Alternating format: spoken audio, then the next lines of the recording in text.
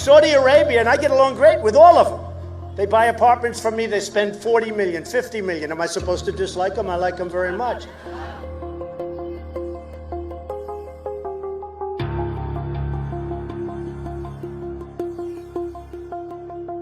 The king firmly denied any knowledge of it.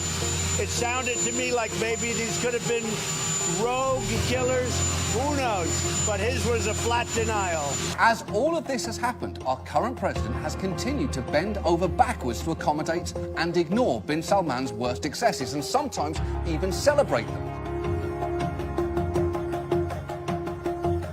I don't like the concept of stopping an investment of $110 billion into the United States.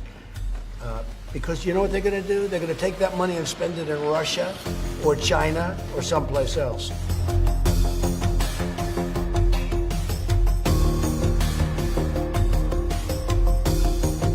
Even since he's taken office, we've seen three of his biggest hotels. Remember, his hotels have struggled to attract American customers. Three of his biggest hotels have gotten big bumps in business from Saudi customers, the hotels in Chicago, D.C., and New York. New York, just one visit by some Saudis traveling with the Crown Prince earlier this year provided enough revenue, one visit, to boost the hotel's revenue for that entire quarter. I represent the opinion section of the Washington Post that employed Jamal Khashoggi, and we're all I'm struggling for the adjectives to convey our horror at these reports and our heartbreak for him and his family. And I have to say, all of those emotions are exacerbated and many times over by the notion that the President of the United States, speaking about someone who lived in the United States, someone who worked for a U.S. newspaper, someone who was doing his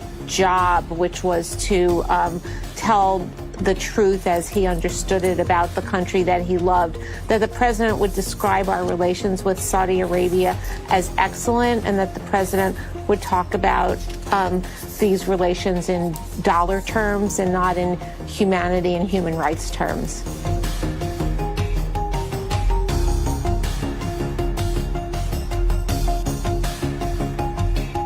When people call you brilliant, it's always good, especially when the person heads up Russia.